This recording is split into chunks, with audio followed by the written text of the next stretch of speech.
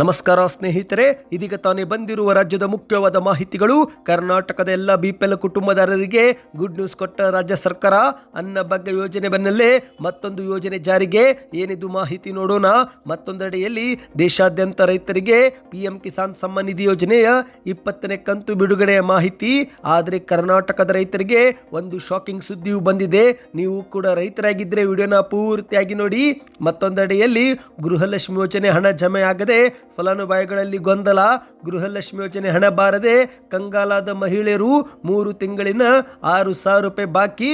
ಎಲ್ಲ ಶಾಕಿಂಗ್ ಸುದ್ದಿಗಳನ್ನು ನೋಡೋಣ.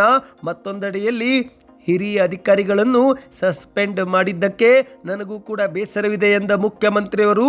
ಬೆಂಗಳೂರು ಕಾಲ್ತುಳಿತ ದುರಂತವನ್ನು ನೆನಪಿಸಿ ಮುಖ್ಯಮಂತ್ರಿಯವರು ಸಭೆಯಲ್ಲಿ ಗರಂ ಆಗಿದ್ದಾರೆ. ಏನಿದು ಮಾಹಿತಿ? ಎಲ್ಲ ಸುದ್ದಿಗಳನ್ನು ನೋಡೋಣ. ಮತ್ತೊಂದೆಡೆಯಲ್ಲಿ ದೇಶಾದ್ಯಂತ ರಜೆ ಘೋಷಣೆ ಮಾಡಿದ ಕೇಂದ್ರ ಸರ್ಕಾರ. ಬ್ಯಾಂಕುಗಳು, ಶಾಲಾ ಕಾಲೇಜುಗಳು, ಸರ್ಕಾರಿ ಕಚೇರಿ ಸೇರಿದಂತೆ ಎಲ್ಲವೂ ಕೂಡ ಬಂದ್ ಇರಲಿದೆ.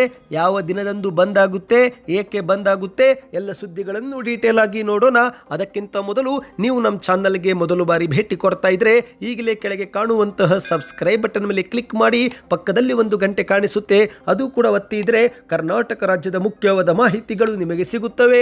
ವಿಡಿಯೋಗೆ ಲೈಕ್ ಮಾಡಿ ಮತ್ತು ವಿಡಿಯೋ ಪೂರ್ತಿಯಾಗಿ ನೋಡಿ. ಬನ್ನಿ ಸ್ನೇಹಿತರೆ, ರಾಜ್ಯದ ಮುಖ್ಯವಾದ ಮಾಹಿತಿಗಳನ್ನು ಡೀಟೇಲ್ ಆಗಿ ನೋಡೋಣ. ಈಗ ರಾಜ್ಯದ ಕಾಂಗ್ರೆಸ್ ಸರ್ಕಾರವು ಎಲ್ಲ ಬಿಪಿಎಲ್ ಪಡಿತರ ಚೀಟಿದಾರರಿಗೆ ಸಿಹಿ ಸುದ್ದಿ ಕೊಟ್ಟಿದೆ. ಹೌದು ಗೆಳೆಯರೆ, ಬಡವರು ಹಸಿವಿನಿಂದ ಮಲಗಬಾರದು ಎಂಬ ಕಾರಣಕ್ಕೆ ಮುಖ್ಯಮಂತ್ರಿಯವರ ನೇತೃತ್ವದಲ್ಲಿ ಅನ್ನಭಾಗ್ಯ ಯೋಜನೆ ಜಾರಿಗೆ ಮಾಡಲಾಗಿದ್ದು, ಈ ಒಂದು ಹಿಂದೆ ಅಧಿಕಾರಕ್ಕೆ ಬಂದರೆ 10 ಕೆಜಿ ಅಕ್ಕಿ ಕೊಡುವುದಾಗಿ ಭರವಸೆ ಕೊಟ್ಟಿದ್ರು. ಆದರೆ ಕರ್ನಾಟಕದಲ್ಲಿ ಅಕ್ಕಿ ಹೊಂದಿಸಲಾಗದಂತ ಪರಿಣಾಮ ಮತ್ತು ಕೇಂದ್ರ ಸರ್ಕಾರದಿಂದಲೂ ಕೂಡ ಅಕ್ಕಿಯ ಸಹಾಯ ಸಿಗದ ಪರಿಣಾಮ 5 ಕೆಜಿ ಅಕ್ಕಿ ಬದಲಿಗೆ ಹಣವನ್ನು ಜಮೆ ಮಾಡಲಾಗುತ್ತಿತ್ತು. ಆದರೆ ಇದೀಗ ಸರ್ಕಾರವು ಹಣವನ್ನು ಕೂಡ ಬಂದ್ ಮಾಡಿ ಕೆಲವು ಜಾಗದಲ್ಲಿ 10 ಕೆಜಿ ಅಕ್ಕಿ ಕೊಡಲಾಗುತ್ತಿದ್ರೆ, ಇನ್ನು ಕೆಲವು ಜಾಗದಲ್ಲಿ 5 ಕೆಜಿ ಅಕ್ಕಿ ಬದಲಿಗೆ ಗೋಧಿ ಅಥವಾ ಜೋಳ ಕೊಡಲಾಗುತ್ತಿದೆ. ಆದರೆ ಇದೀಗ ರಾಜ್ಯ ಸರ್ಕಾರ ಮತ್ತೊಂದು ಹೆಜ್ಜೆ ಮುಂದೆ ಹೋಗಿ ಹೊಸ ಯೋಜನೆ ಜಾರಿಗೆ ತರಲು ಸಜ್ಜಾಗಿದೆ. ಹೌದು ಸ್ನೇಹಿತರೆ, ಈ ಒಂದು ಯೋಜನೆ ಹೆಸರು ಇಂದಿರಾ ಆಹಾರ ಕಿಟ್ ಯೋಜನೆ. ಹೌದು, ಅನ್ನಭಾಗ್ಯ ಯೋಜನೆಯಡಿಯಲ್ಲಿ ಹೆಚ್ಚುವರಿಯಾಗಿ ಹಂಚಿಕೆ ಮಾಡಲಾಗುತ್ತಿರುವ 5 ಕೆಜಿ ಅಕ್ಕಿಯ ಪರ್ಯಾಯವಾಗಿ ಈ ಒಂದು ಆಹಾರ ಕಿಟ್ ನೀಡಲು ಸರ್ಕಾರ ನಿರ್ಧರಿಸಿದೆ. ಇದರಿಂದ ಬಡವರಿಗೆ ಪೌಷ್ಟಿಕಾಂಶವುಳ್ಳ ವಸ್ತುಗಳು ಕೂಡ ಸಿಗುತ್ತೆ ಮತ್ತು ಪಡಿತರ ಅಕ್ಕಿಯು ಕಾಳಸಂತೆಗೆ ಹೋಗುವುದು ಕೂಡ ತಪ್ಪುತ್ತೆ ಎನ್ನುವುದು ಸರ್ಕಾರದ ಉದ್ದೇಶವಾಗಿದೆ. ಹಾಗಾದ್ರೆ ಆಹಾರ ಕಿಟ್ನಲ್ಲಿ ಏನೇನು ಇರಲಿದೆ ಅಂದ್ರೆ, ಸಕ್ಕರೆ 1 ಕಿಲೋ, ಕಾಫಿ ಪುಡಿ 50 ಗ್ರಾಂ, ಚಹಾ ಪುಡಿ 100 ಗ್ರಾಂ, 1 ಕೆಜಿ ಉಪ್ಪು, 1 ಲೀಟರ್ ಅಡುಗೆ ಎಣ್ಣೆ, 2 ಕಿಲೋ ಗೋಧಿ ಮತ್ತು 1 ಕೆಜಿ ಭತ್ತ ಇರಲಿದೆ ಎಂದು ಹೇಳಲಾಗುತ್ತಿದೆ. ಇನ್ನು ಈಗ ಎರಡನೇ ಮುಖ್ಯವಾದ ಮಾಹಿತಿಗೆ ಹೋಗೋಣ. ಈಗ ಒಂದು ಕಡೆಯಲ್ಲಿ ದೇಶಾದ್ಯಂತ 10 ಕೋಟಿ ರೈತರಿಗೆ ಸಿಹಿ ಸುದ್ದಿ ಸಿಕ್ಕರೆ, ಇತ್ತ ಕರ್ನಾಟಕ ರಾಜ್ಯದ ರೈತರಿಗೆ ಒಂದು ಶಾಕಿಂಗ್ ಸುದ್ದಿ ಸಿಕ್ಕಿದೆ. ಹೌದು ಸ್ನೇಹಿತರೆ, ದೇಶಾದ್ಯಂತ ರೈತರ ಬ್ಯಾಂಕ್ ಖಾತೆಗಳಿಗೆ ಶೀಘ್ರವೇ ತಲಾ 2,000 ರೂಪಾಯಿ ಜಮೆ ಮಾಡಲು ಕೇಂದ್ರ ಸರ್ಕಾರ ಸಜ್ಜಾಗುತ್ತಿದೆ. ಹೌದು, ಕೇಂದ್ರ ಸರ್ಕಾರವು ರೈತರಿಗಾಗಿ ಹಲವಾರು ಯೋಜನೆಗಳನ್ನು ಜಾರಿಗೆ ತಂದಿದ್ದು, ಅದರಲ್ಲಿ PM ಕಿಸಾನ್ ಸಮ್ಮಾನ್ ನಿಧಿ ಯೋಜನೆಯೂ ಕೂಡ ಒಂದಾಗಿದೆ. ಈ ಒಂದು ಯೋಜನೆ ಮೂಲಕ ರೈತರು ಪ್ರತಿ ವರ್ಷ 6,000 ರೂಪಾಯಿ ಹಣವನ್ನು ನೇರವಾಗಿ ಬ್ಯಾಂಕ್ ಖಾತೆಗಳಲ್ಲಿ ಪಡೆದುಕೊಳ್ಳುತ್ತಾರೆ.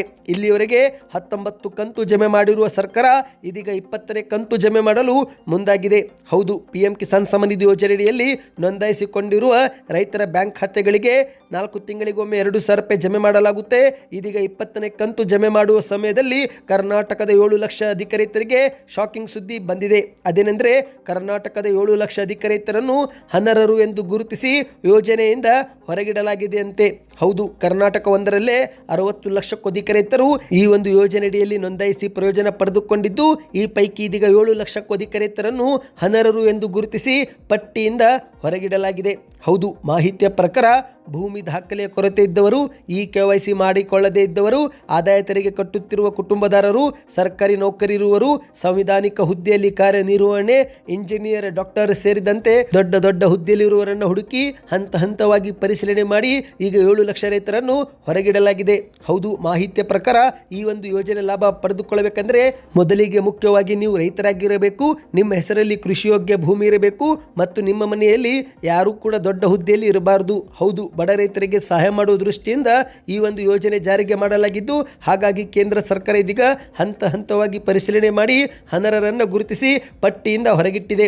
ನೀವು ಕೂಡ ರೈತರಾಗಿದ್ದರೆ ಒಮ್ಮೆ ಹತ್ತಿರದ ರೈತ ಸಂಪರ್ಕ ಕೇಂದ್ರ ಅಥವಾ ಕಂಪ್ಯೂಟರ್ ಸೇವಾ ಕೇಂದ್ರಕ್ಕೆ ಭೇಟಿ ಕೊಟ್ಟು ನಿಮ್ಮ ಒಂದು PM ಕಿಸಾನ್ ಸಮ್ಮಾನ್ ನಿಧಿ ಯೋಜನೆಗೆ ಅರ್ಜಿ ಸಲ್ಲಿಕೆ ಮಾಡಿರುವ ಸ್ಟೇಟಸ್ ಅನ್ನ ಚೆಕ್ ಮಾಡಿಕೊಳ್ಳಿ. ಏಕೆಂದರೆ ಹಲವರ ಅರ್ಜಿಗಳನ್ನು ಇದೀಗ ತಿರಸ್ಕೃತ ಮಾಡಲಾಗಿದೆ ಎಂದು ಹೇಳಲಾಗಿದೆ. ಈ ಬಗ್ಗೆ ಇನ್ನಷ್ಟು ಮಾಹಿತಿ ಬೇಕೆಂದರೆ ಕಮೆಂಟ್ನಲ್ಲಿ PM ಕಿಸಾನ್ ಎಂದು ಕಮೆಂಟ್ ಮಾಡಿ. ಇನ್ನಿದೀಗ ಮೂರನೇ ಮುಖ್ಯವಾದ ಮಾಹಿತಿಗೆ ಹೋಗೋಣ. ಈಗ ರಾಜ್ಯದಲ್ಲಿ ಕಾಂಗ್ರೆಸ್ ಸರ್ಕಾರವು ಅಧಿಕಾರಕ್ಕೆ ಬಂದು 2 ವರ್ಷ ಪೂರ್ತಿಗೊಂಡಿದೆ. ಕಳೆದ 2 ವರ್ಷಗಳಲ್ಲಿ ಗ್ಯಾರಂಟಿಗಳಿಗಾಗಿಯೇ ರಾಜ್ಯ ಸರ್ಕಾರವು 90,000 ಕೋಟಿ ರೂಪಾಯಿ ಹಣವನ್ನು ಖರ್ಚು ಮಾಡಿದೆ. ಹೌದು, ಪ್ರತಿ ತಿಂಗಳು ಮಹಿಳೆಯರಿಗೆ 2,000 ರೂಪಾಯಿ ಕೊಡುತ್ತಿರುವುದಾಗಿರಬಹುದು, ಮನೆ ಮನೆಗೆ ಉಚಿತ ವಿದ್ಯುತ್, ಉಚಿತ ಬಸ್ ಪ್ರಯಾಣ, ನಿರುದ್ಯೋಗ ಯುವಕರಿಗೆ ಯುವ ನಿಧಿ ಯೋಜನೆ ಮೂಲಕ ಹಣ ಹಾಕುವುದು, ಹೀಗೆ 5 ಗ್ಯಾರಂಟಿಗಳ ಮೂಲಕ 90,000 ಕೋಟಿ ರೂಪಾಯಿ ಹಣವನ್ನು ರಾಜ್ಯ ಕಾಂಗ್ರೆಸ್ ಸರ್ಕಾರ ಫಲಾನುಭವಿಗಳಿಗೆ ಕೊಟ್ಟಿದೆ. ಆದರೆ ಇದೀಗ ಕಳೆದ 3 ತಿಂಗಳಿನಿಂದ 2,000 ರೂಪಾಯಿ ಜಮೆ ಆಗದೆ ಮಹಿಳೆಯರು ಕಂಗಾಲಾಗಿ ಹೋಗಿದ್ದಾರೆ ಎನ್ನುವ ಸುದ್ದಿ ಕೇಳಿ ಬಂದಿದೆ. ಹೌದು ಗೆಳೆಯರೆ, ಮಹಿಳೆಯರಿಗೆ ಆರ್ಥಿಕ ಸಬಲೀಕರಣ ನೀಡುವ ಉದ್ದೇಶದಿಂದ ರಾಜ್ಯ ಸರ್ಕಾರ ಗೃಹಲಕ್ಷ್ಮಿ ಯೋಜನೆ ಜಾರಿಗೆ ಮಾಡಿತು. ಆದರೆ ಇದೀಗ ಇದೇ ಒಂದು ಯೋಜನೆಯಿಂದ ರಾಜ್ಯ ಸರ್ಕಾರದ ವಿರುದ್ಧ ಮಹಿಳೆಯರು ಸಿಡಿದೆದ್ದಿದ್ದಾರೆ. ಹೌದು ಗೆಳೆಯರೆ, ಕಾಂಗ್ರೆಸ್ ಪಕ್ಷವು ವಿಧಾನಸಭಾ ಚುನಾವಣೆಯಲ್ಲಿ ಗೆದ್ದು ಅಧಿಕಾರಕ್ಕೆ ಬಂದರೆ ಪ್ರತಿ ತಿಂಗಳು ಮಹಿಳೆಯರಿಗೆ 2,000 ರೂಪಾಯಿ ನೀಡುವ ಭರವಸೆ ನೀಡಿತ್ತು.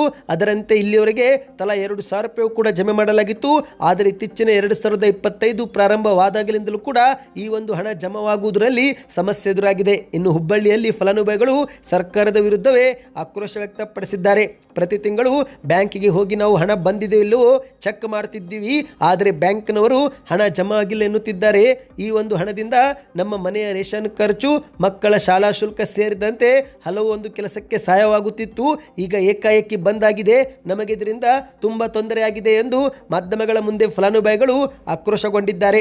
ಹೌದು, ಒಂದು ಕಡೆಯಲ್ಲಿ ಕಾಂಗ್ರೆಸ್ ನಾಯಕರು ಈ ಒಂದು ಹಣ ಆದಷ್ಟು ಬೇಗ ಜಮೆ ಮಾಡುತ್ತೇವೆ, ಸರ್ಕಾರದ ಗ್ಯಾರಂಟಿಗಳು ನಿಲ್ಲೋದಿಲ್ಲ ಎಂದೆಲ್ಲ ಹೇಳುತ್ತಿದ್ದು, ಆದರೆ ಮತ್ತೊಂದೆಡೆಯಲ್ಲಿ ಫಲಾನುಭವಿಗಳು ಬ್ಯಾಂಕಿಗೆ ಅಲೆದಾಡಿ ಸುಸ್ತಾಗಿ ಹೋಗಿದ್ದಾರೆ. ನಿಮ್ಮ ಖಾತೆಗೂ ಕೂಡ ಕಳೆದ 3 ತಿಂಗಳಿನಿಂದ ಹಣ ಜಮೆ ಆಗಿಲ್ಲವೆಂದರೆ ಕಮೆಂಟ್ನಲ್ಲಿ ನಿಮ್ಮ ಅನಿಸಿಕೆಗಳನ್ನು ಕಮೆಂಟ್ ಮಾಡಿ. ಇನ್ನಿದೀಗ ಮತ್ತೊಂದು ಮಾಹಿತಿಗೆ ಹೋಗೋಣ. ನಿನ್ನೆ ಕರ್ನಾಟಕದ ಮುಖ್ಯಮಂತ್ರಿ ಸಿದ್ದರಾಮಯ್ಯನವರು ಬೆಂಗಳೂರಿನ ರಾಜ್ಯ ಪೊಲೀಸ್ ಮಹಾನಿರ್ದೇಶಕರ ಕಚೇರಿಯಲ್ಲಿ ಹಿರಿಯ ಪೊಲೀಸ್ ಅಧಿಕಾರಿಗಳೊಂದಿಗೆ ಸಭೆ ಮಾಡಿ ಕೆಲವು ಸೂಚನೆ ಕೊಟ್ಟಿದ್ದಾರೆ. ಹೌದು, ರಾಜ್ಯದಲ್ಲಿ ಅಪರಾಧಗಳ ಪ್ರಮಾಣ ಕಡಿಮೆ ಆಗಿರುವುದು ಸಮಾಧಾನದ ಸುದ್ದಿ. ಆದರೆ ಪೊಲೀಸರ ತನಿಖೆಯ ಗುಣಮಟ್ಟವೂ ಕೂಡ ಕಡಿಮೆ ಆಗಿದೆ, ಇದನ್ನು ಹೆಚ್ಚಿಸಬೇಕಾಗಿದೆ ಎಂದು ಮುಖ್ಯಮಂತ್ರಿಯವರು ಸೂಚನೆ ಕೊಟ್ಟಿದ್ದಾರೆ. ಇತ್ತೀಚೆಗೆ ಬೀದರ ಜಿಲ್ಲೆಯಲ್ಲಿ ನಡೆದಂಥ ದರೋಡೆ ಪ್ರಕರಣ ಆರೋಪಿ ಯಾರು ಎಂದು ಗೊತ್ತಾಗಿದ್ದರೂ ಕೂಡ 5 ತಿಂಗಳಿನಿಂದ ಆತನನ್ನು ಬಂಧಿಸದೇ ಇರುವುದು ನನಗೆ ಗೊತ್ತಾಗಿದೆ.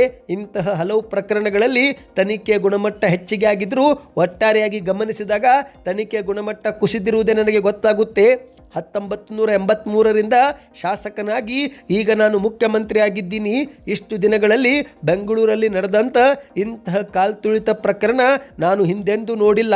ಗುಪ್ತಚರ ಇಲಾಖೆ ಇರುವುದು ಏಕೆ ಎಂದು ಪ್ರಶ್ನೆಯನ್ನ ಮಾಡಿದ್ದಾರೆ. ಕಾಲ್ತುಳಿತ ಘಟನೆ ನಡೆದಾಗ ಮಧ್ಯಾಹ್ನ 3:30ಕ್ಕೆ ಸಾವುಗಳು ಸಂಭವಿಸಿದ್ದು, ಆದರೂ ಕೂಡ ನಮಗೆ ಸರಿಯಾದ ಮಾಹಿತಿನೇ ಕೊಟ್ಟಿದ್ದಿಲ್ಲ, ಇದು ತಪ್ಪಲ್ವಾ ಎಂದು ಮುಖ್ಯಮಂತ್ರಿಯವರು ಪ್ರಶ್ನೆ ಮಾಡಿದ್ದಾರೆ. ಸಂಜೆ 5:45ಕ್ಕೆ ನಾನಾಗೆ ಕೇಳಿದಾಗ ಒಂದೇ ಸಾವು ಆಗಿದೆ ಎನ್ನುವ ಮಾಹಿತಿ ಗೊತ್ತಾಯಿತು. ಆದರೆ ಅಷ್ಟೊತ್ತಿಗಾಗಲೇ 11 ಸಾವು ಆಗಿಬಿಟ್ಟಿತ್ತು. ಹಿರಿಯ ಅಧಿಕಾರಿಗಳು ನನಗೆ ಸರಿಯಾದ ಮಾಹಿತಿ ತಕ್ಷಣವೇ ಕೊಟ್ಟಿದ್ದರೆ ಸ್ಟೇಡಿಯಂನ ಕಾರ್ಯಕ್ರಮವೇ ರದ್ದುಗೊಳಿಸಲು ನಾನು ಸೂಚನೆ ಕೊಡಬಹುದಿತ್ತಲ್ವಾ ಎಂದು ಪ್ರಶ್ನೆ ಮಾಡಿದ್ದಾರೆ. ಹಿರಿಯ ಅಧಿಕಾರಿಗಳು ಸಸ್ಪೆಂಡ್ ಆಗಿದ್ದಕ್ಕೆ ನನಗೂ ಕೂಡ ಬೇಸರವಿದೆ, ಆದರೆ ತಪ್ಪಾಗಿದ್ದು ನಿಜವೇ ತಾನೇ ಎಂದು ಮುಖ್ಯಮಂತ್ರಿಯವರು ತಿಳಿದಿದ್ದಾರೆ. ಇನ್ನು ಮುಂದೆ ಅಪರಾಧ ಪ್ರಕರಣಗಳಲ್ಲಿ ಆರೋಪ ಪಟ್ಟಿಯನ್ನು ಸೂಕ್ತವಾಗಿ ಮತ್ತು ಪರಿಣಾಮಕಾರಿಯಾಗಿ ಹಾಗೂ ಸರಿಯಾದ ಸಮಯಕ್ಕೆ ಸಲ್ಲಿಸಬೇಕು, ಇಲ್ಲದಿದ್ದರೆ ನಾನು ಸಹಿಸೋದಿಲ್ಲ ಎಂದು ಮುಖ್ಯಮಂತ್ರಿಯವರು ಖಡಕ್ ಎಚ್ಚರಿಕೆ ಕೊಟ್ಟಿದ್ದಾರೆ. ಇನ್ನಿದೀಗ ಕೊನೆಯ ಮುಖ್ಯವಾದ ಮಾಹಿತಿಗೆ ಹೋಗೋಣ ಸ್ನೇಹಿತರೆ. ಈಗ ಶೀಘ್ರವೇ ದೇಶಾದ್ಯಂತ ರಜೆ ಸಿಗಲಿದೆ. ಸರ್ಕಾರಿ ಕಚೇರಿ, ಶಾಲಾ ಕಾಲೇಜು, ಬ್ಯಾಂಕು ಸೇರಿದಂತೆ ಎಲ್ಲವೂ ಕೂಡ ಬಂದಾಗಲಿದೆ. ಹೌದು ಸ್ನೇಹಿತರೆ, ಇಸ್ಲಾಮಿಕ್ ಹೊಸ ವರ್ಷದ ಆರಂಭವನ್ನು ಸೂಚಿಸುವ ಮೊಹರಂ ಅನ್ನು ಭಾರತದಲ್ಲಿ ಜುಲೈ 6 ಅಥವಾ ಜುಲೈ 7ರಂದು ಆಚರಿಸಲಾಗುವುದು ಎಂದು ಹೇಳಲಾಗುತ್ತಿದೆ.